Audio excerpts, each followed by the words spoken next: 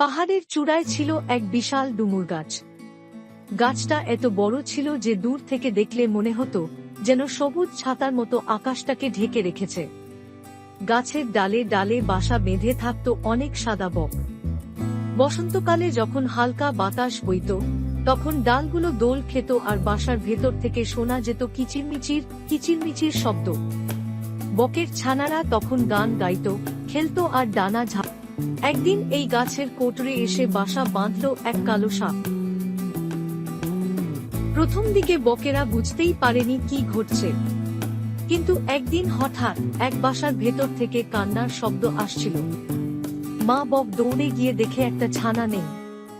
ধীরে ধীরে সবাই টের পেল এই সাপ সুযোগ পেলেই বকের ছানাদের ধরে ধরে খাচ্ছে। বকেরা ভয় পেয়ে গেল। তারা বলল, এই সাপটাকে না তাড়ালে আমাদের সব ছানা খেয়ে শেষ করবে। বকেরা ভেবে পেল না কেমন করে সাপকে তাড়াবে। এমন সময় এক বুড়ো বক বলল, তোমরা এত দুশ্চিন্তা করো না, আমি একটা বুদ্ধি দিচ্ছি, শোনো। সাপকে তাড়ানোর একমাত্র উপায় হলো বেজি। বেজিরা সাপ মারতে সব বক অবাক হয়ে তাকালো। এক তরুণ বক জিজ্ঞেস করল, কিন্তু বেজিরা তো আমাদের গাছে আসে না। বুড়ো বক মৃদু হেসে বলল, আসবে, তোমরা কিছু ছোট মাছ ধরে আনো। তারপর বেজিদের বাসা থেকে সাপের কোটর পর্যন্ত মাছগুলো ছড়িয়ে দাও। দেখবে মাছ খেতে খেতে বেজি সাপের কোটর পর্যন্ত আসবে। তখন তারা সাপটাকে দেখে আক্রমণ করবে।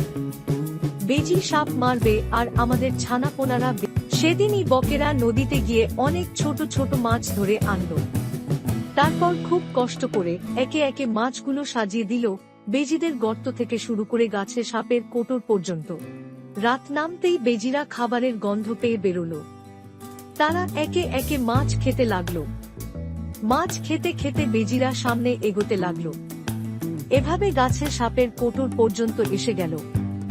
হঠাৎ তারা দেখল ওই কোটরে এক সাপ কুণ্ডলী পাকিয়ে বসে আছে। তারা ঝাঁপিয়ে পড়ল সাপের ওপর। বেজিরা সাপটাকে টুকরো টুকরো করে। দূরে দাঁড়িয়ে বকেরা এই দৃশ্য দেখছিল। তারা খুশিতে ডানা ঝাপটাতে লাগলো। ছানারা খিলখিল করে হাসতে লাগলো। সবাই আনন্দে চিৎকার করে উঠল, আমরা বেঁচে গেলাম। বুড়ো বকের বুদ্ধি কাজে দিল। পরদিন সকালে বকেরা আবার তাদের স্বাভাবিক জীবনে ফিরল। গাছ ভরে গেল ছানাদের কিচিরমিচিরে। মা বকেরা খুশি মনে নদীতে মাছ ধরল। সন্ধ্যায় বেজিরা ভাবল, গতকাল তো এখানে মাছ পেলাম, আজকেও হয়তো মাছ পাওয়া যাবে। তাই তারা আবার ডুমুর গাছের দিকে এলো। চারপাশে শুঁকে শুঁকে তারা খুঁজতে লাগল, কিন্তু কোনো মাছ নেই। তখনই তাদের কানে এলো ছানাদের কিচিরমিচির শব্দ। তারপর বেজিরা গাছে উঠল। বাসার ভেতর থেকে ভয়ে ছানারা ডানা ঝাপটাতে লাগল। মা বকেরা চিৎকার করল, কিন্তু বেজিরা কোনো কথা শুনল না। তারা একে একে বকের ছানাগুলো ধরে গাছটা আবার নিস্তব্ধ হয়ে গেল। বেচারা মা বকেরা চোখে জল নিয়ে কাঁদতে কাঁদতে বলল, হায়, আমরা তো এক শত্রু তাড়াতে গিয়ে আরেক শত্রুকে ডেকে আনলাম। শিক্ষা: কোনো কাজ করবার আগে ভালো মন্দ দুই দিক ভেবে দেখতে হয়।